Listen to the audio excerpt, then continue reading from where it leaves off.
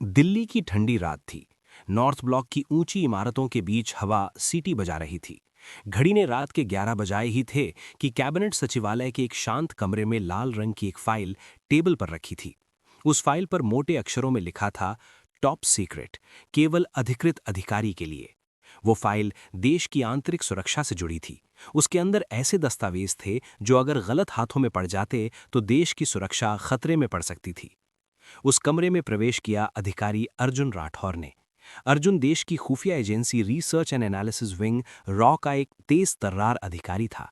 उसकी आंखों में दृढ़ता और चेहरे पर गंभीरता थी। उसे अभी अभी ये फाइल सौंपी गई थी।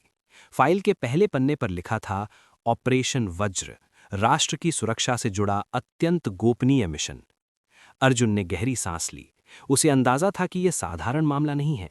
फाइल में दर्ज था कि देश के रक्षा मंत्रालय से कुछ अत्यंत गोपनीय दस्तावेज लीक हो रहे हैं और संदेह था कि कोई अंदर का ही व्यक्ति इस षड्यंत्र में शामिल है। अर्जुन के सामने एक चुनौती थी, देशद्रोही को ढूंढना, और वो भी बिना किसी शोर के। अगले दिन अर्जुन ने अपने विश्वसनीय साथी साइबर विशेषज्ञ रिया मेहता को बुलाया। रिया तकनीक की जादूगर थी। उसने फाइल के डिजिटल रिकॉर्ड्स खंगालने शुरू किए।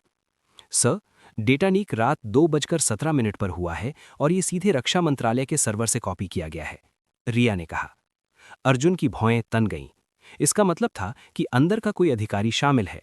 फाइल में एक और नाम उभरा, डॉक्टर समर मल्होत्रा।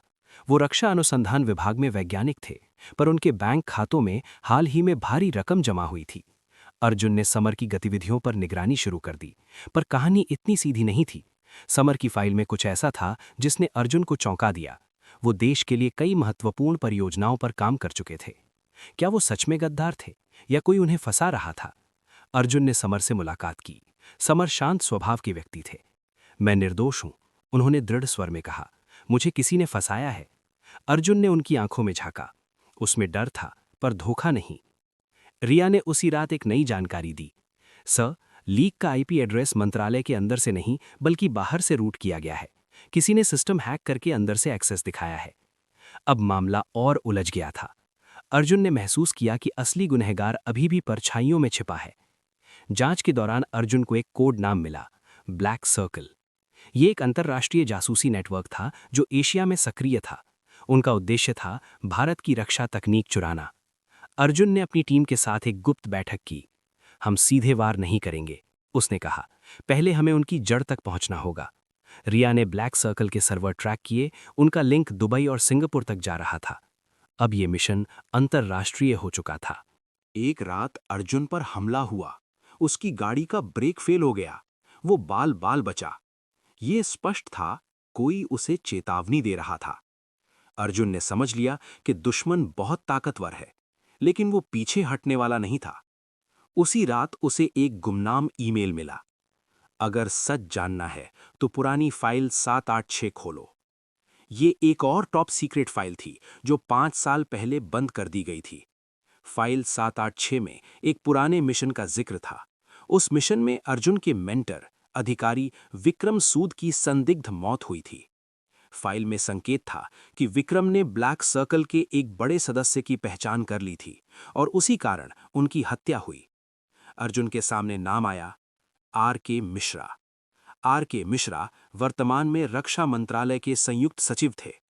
अब अर्जुन समझ गया कि देशद्रोही सिस्टम के सबसे ऊंचे पद पर बैठा है। अर्जुन ने सबूत इकट्ठा किए। रिया ने सर्वर से वो रिकॉर्ड निकाले जिनसे साबित हो गया कि मिश्रा ही डेटा लीक कर रहा था। एक गुप्त ऑपरेशन में अर्जुन ने मिश्रा को रंगे हाथ पकड़ लिया। तुम समझते नहीं अर्जुन, मिश्रा चिल्लाया। मैंने ये सब देश के हित में किया। पर यह झूठ था। उसके बैंक खातों में विदेश से करोड़ों की रकम आई थी। मिश्रा को गिरफ्तार कर लिया गया। मामला शांत कर दिया गया। मीडिया को भनक तक नहीं लगी। समर मल्होत्रा को क्लीन चिट मिली। विक्रम सूद की शहादत का सच सामने आया। अर्जुन अपनी टेबल पर बैठा था। वही लाल फाइल अब बंद थी। उस पर लिखा था, केस क्लोज्ड। पर अर्जुन जानता था, देश की सुरक्षा का युद्ध कभी खत्म नहीं होता। खिड़की से बाहर देखते हुए उसने खुद से कहा, जब तक सांस है ये फाइल सुरक्षित रहेगी। और रात की खामोशी में एक और टॉप सीक्रेट मिशन शुरू होने की